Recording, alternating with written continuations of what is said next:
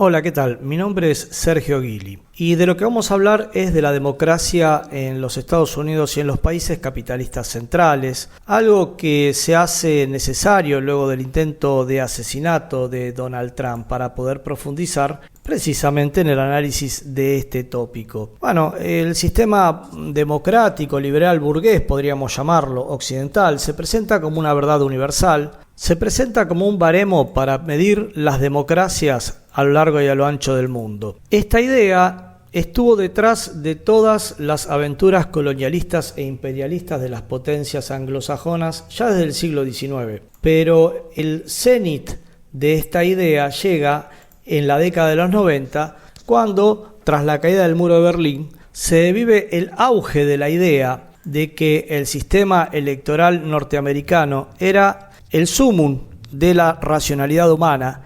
En estos momentos vivimos en otra etapa de la humanidad y esa euforia liberal deja paso a una sensación de desazón entre quienes cultivaron estas teorías. Efectivamente, el asalto al Capitolio del 6 de enero de 2021 marca el inicio de una decadencia pronunciada dentro del sistema político norteamericano, donde profundas fracturas empiezan a exponerse a la luz. Por otra parte, el reciente debate entre Donald Trump y Joe Biden muestra cómo un sistema democrático lleva a un debate presidencial a una persona como Joe Biden con claros síntomas de déficit cognitivo y a una persona como Donald Trump que tiene ya una condena pendiente en su espalda. El reciente intento de asesinato del candidato Donald Trump muestra a un país desquiciado y violento, descalabrado por el libre uso de armas y, por supuesto, esta seguidilla de intentos de asesinatos o asesinatos consumados de presidentes, líderes políticos y religiosos. Pero tenemos que ir aún más en profundidad. La democracia capitalista se basa en la idea de que cada persona equivale a un voto. En el fondo está la idea liberal de que todos somos individuos y que como tales conformamos la sociedad. En realidad los individuos conforman la sociedad pero atravesados por las determinaciones de clase. En el capitalismo la sociedad está dividida en clases con intereses contrapuestos y esto determina que una clase, la burguesía, tenga acceso a enormes recursos de los cuales las mayorías populares son privadas. Por lo tanto, ese famoso apotegma, un ser humano, un voto, resulta en la negación de la realidad de que los poderosos intereses tienen la posibilidad de sostener económicamente a partidos que asegurarán sus beneficios en el sistema político. Estados Unidos hoy es una dictadura del complejo militar industrial y del capital financiero que se han hecho cargo de la tajada del león de la economía de la nación. El periodista Tucker Carlson, por ejemplo, da cuenta de esta contradicción entre un 70% de la población estadounidense que no quiere financiar a Ucrania, mientras que el Congreso estadounidense no para de aprobar nuevas ayudas a la provocación del régimen de Kiev. La llamada democracia estadounidense se basa en un sistema bipartidista donde demócratas y republicanos se van pasando el mando del poder ejecutivo sin tocar en absoluto los intereses de los principales monopolios que rigen la vida económica del país. Esto se debe a que esos monopolios son los que solventan las costosísimas campañas electorales que se llevan adelante a cambio del compromiso de tomar las medidas que necesitan para incrementar sus ganancias. Lo mismo sucede con los medios masivos de comunicación. Pese a que Estados Unidos se muestra como la cuna de la libertad de expresión, muy lejos está la realidad mediática de ese país de demostrar tal amplitud. En realidad, las grandes cadenas de televisión también son solventadas por los grandes poderes económicos y de ahí que reproducen sus matrices de opinión. Muchas son las evidencias de que la propaganda acerca de la gran democracia del norte son en realidad una gran mentira. La gran población de homeless que viven en las calles y que no tienen absolutamente derecho a nada, la vida de los afrodescendientes, las represiones a las cuales son sometidos, nos muestran una sociedad dividida en clases, nos muestra una sociedad donde los poderosos son los que mandan y los de abajo cada vez están peor, porque no se puede ser imperialista hacia afuera y democrático hacia adentro. El debate está planteado en la población democrática del mundo acerca de si hay algún sistema que pueda superar al vetusto sistema que impera en los Estados Unidos. Bueno, pues bien, China nos ofrece una alternativa para pensar un nuevo sistema democrático. Más allá de la subjetividad, el poderoso avance económico que está viviendo la República Popular China nos muestra un sistema que a la vez que democrático y popular es efectivo y eficiente. El sinólogo Julio Ríos nos comenta: la convicción de que la democracia liberal es un tigre de papel goza de profundo arraigo en el Partido Comunista de China. Esa creencia se ha visto reforzada en los últimos años a la vista de los fiascos de alcance como la crisis financiera del 2008, la pésima gestión de la pandemia o la propia afrenta vivida en la meca de la democracia, el Capitolio estadounidense, en los primeros días del 2021, en el año del centenario del Partido Comunista de China. En palabras del ex vicepresidente de la Escuela del Partido del Comité Central del Partido Comunista de China, Lin Junru, nos comenta lo siguiente: el centralismo democrático es sin duda la mayor ventaja institucional de China. El hecho de que el sistema cuente con el apoyo de la población explica la notable estabilidad del país y la durabilidad del Partido Comunista de China, a pesar de la evidente consternación de los críticos en el extranjero. El centralismo democrático es una enorme adquisición cultural de la humanidad. Une un mecanismo de elección de candidatos con un mecanismo de consulta constante al pueblo. Une el necesario debate sobre las medidas con la centralidad para que esas medidas puedan ejecutarse. Por lo tanto, la ostensible decadencia de la llamada democracia estadounidense nos muestra los albores de un nuevo tipo de construcción política de la humanidad, basada en el centralismo democrático y en el poder popular de las clases desposeídas. Muchas gracias por vuestra amable atención. Un gran saludo para todos y todas.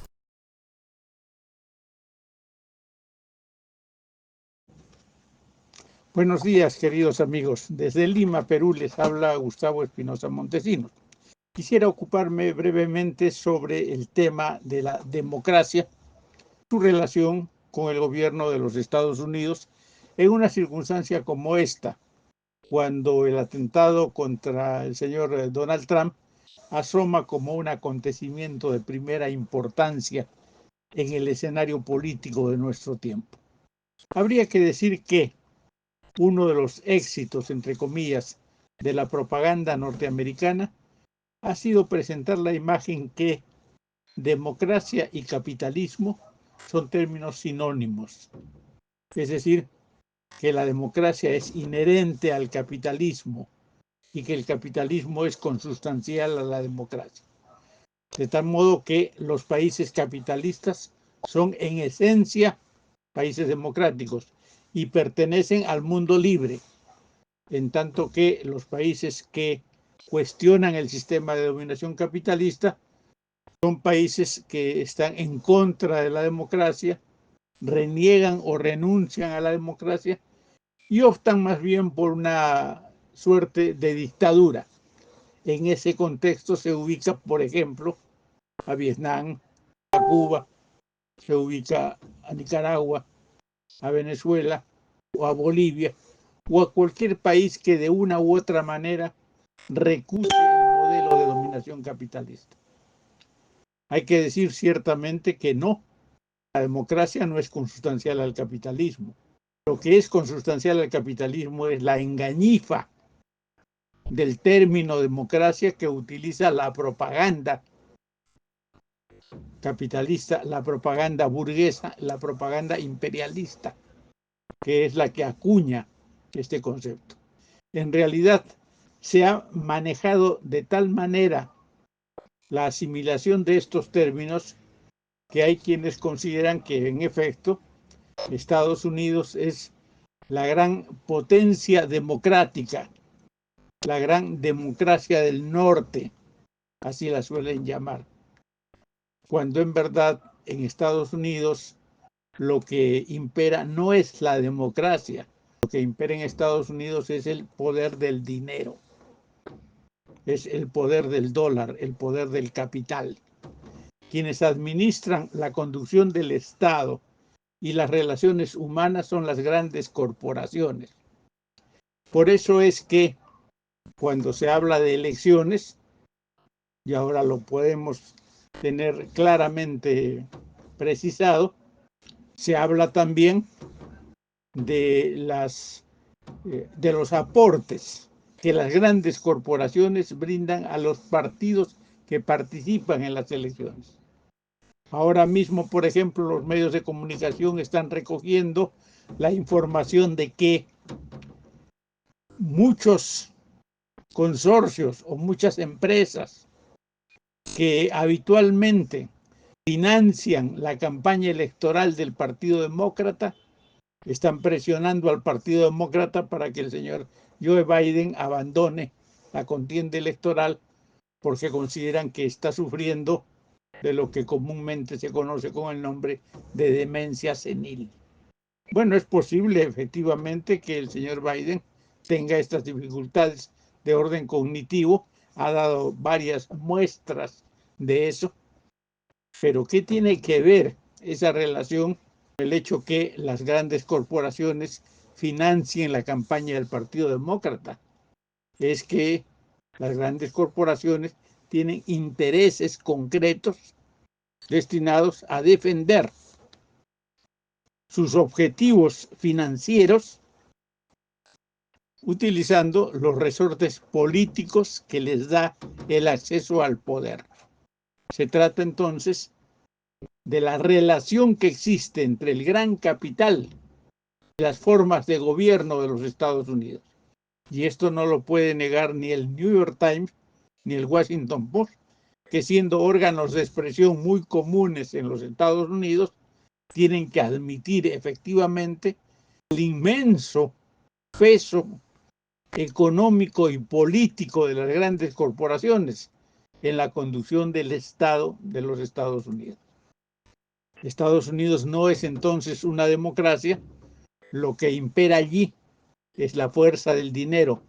Y porque impera la fuerza del dinero es que, por ejemplo, usted puede adquirir una pistola o un fusil ametralladora en cualquier supermercado en función de la cantidad de dinero que tenga.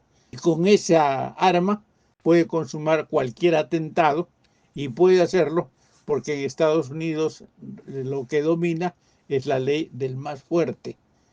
Y el más fuerte es el que tiene más dinero. En el capitalismo lo que manda es la ley financiera vinculada a la reproducción del capital. El dinero es la fuerza de esa democracia que no es realmente expresión de la voluntad ciudadana. Muchas gracias y buenas tardes.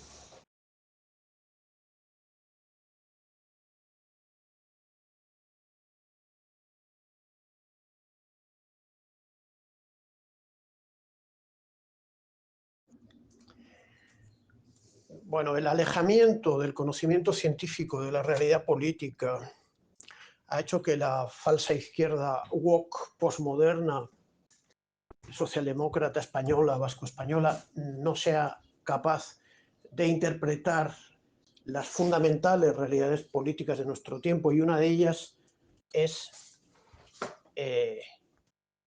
el carácter absolutamente reaccionario, dictatorial, antidemocrático del sistema democrático en condiciones del centro imperialista. Y esto se manifiesta de dos maneras. En primer lugar, la evidencia de que la política norteamericana desde siempre está controlada por una oligarquía que se divide en dos ramas político-partidarias que fundamentalmente tienen los mismos intereses estratégicos, aunque estén corroídos internamente por una continua pelea de poder que les lleva a procesos, asesinatos, complots, conspiraciones, y tal vez vayan a terminar en una guerra civil entre fracciones de la gran oligarquía norteamericana, formada por los fondos financieros más grandes de la historia, que confirman la tendencia a la concentración continua del capital y de la economía expresada por Lenin en su obra clásica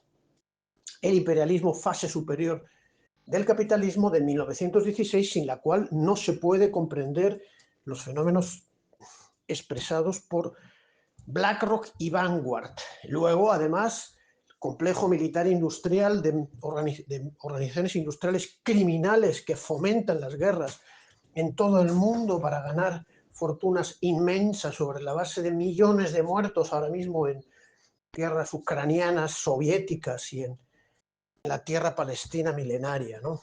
Y en los demás conflictos que el imperialismo nos prepara. Y luego la mafia de la droga, controlada por la agencia federal DEA, que se asegura que los réditos, los intereses y los beneficios del tráfico de droga terminen en los bancos norteamericanos y que se abastezca de droga, cocaína, heroína y demás porquerías a una gran parte de la sociedad norteamericana absolutamente corrompida. Estados Unidos, gracias a esa oligarquía y ese régimen antidemocrático, es el país donde todo el mundo está armado y donde se matan entre ellos con armas legales, y una enorme parte de la sociedad está completamente drogada y alienada de la realidad. Ese es el éxito del modelo falsamente democrático que los norteamericanos y sus agentes de izquierda, llámese Podemos, llámese Sumar, llámese Bildu, llámese Esquerra Republicana, presentan como el verdadero modelo democrático. Bueno, el segundo elemento que evidencia que el capitalismo en su seno renuncia completamente a la democracia es el caso de Francia, donde gracias a las tradiciones radicales, jacobinas, revolucionarias, antifeudales, antiabsolutistas, antimonárquicas, republicanas, comunistas, antifascistas, el panorama no es tan férreamente dictatorial y corrompido como el de los Estados Unidos. Y es posible, ha sido posible gracias a la movilización de muchos cuadros revolucionarios comunistas, antifascistas franceses, la creación rápidamente de una coalición electoral que ha frenado el triunfo electoral de una fuerza tenebrosamente fascista, directamente descendiente de la contrarrevolución monárquica, del genocidio colonial perpetrado por el imperialismo francés en sus colonias y de la colaboración por el régimen del traidor Mariscal Pétain con los nazis alemanes que invadieron Francia. Ese es el origen del partido Rassemblement National, que ha sido frenado, que ha sido derrotado y que ha sido humillado por una gigantesca operación de lo que queda de revolucionarios, de comunistas, de antifascistas, de progresistas, de republicano en la clase obrera, en la clase media francesa. Pero ayer mismo la victoria de estas fuerzas heteróclitas, que no son en absoluto modelo a seguir, que no representan una alternativa radical, pero que han conseguido el éxito que yo acabo de mencionar,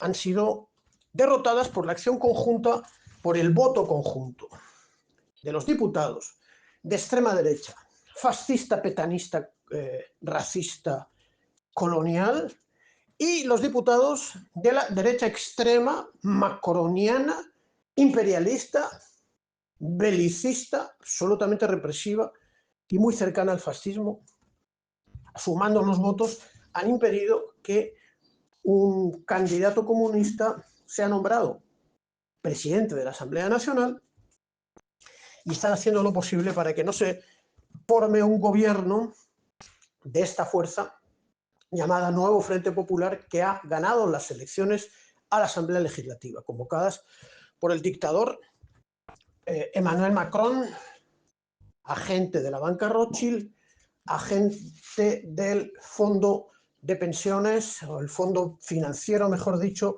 BlackRock, que controla la economía de los países imperialistas.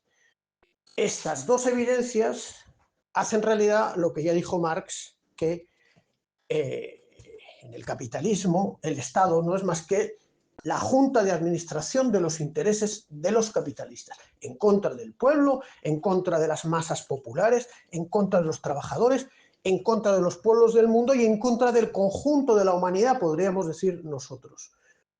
Para que estudiemos a Marx y a Lenin, estudiemos también a los marxistas norteamericanos y franceses que han desenmascarado el carácter reaccionario, oligárquico, dictatorial de sus respectivos países, para no tomarlos nosotros como modelos y para construir un verdadero sistema democrático, popular y participativo que inevitablemente vendrá y viene asociado a la construcción del socialismo. Un saludo en nombre de Volver a Marx, de parte de José Antonio Ejido.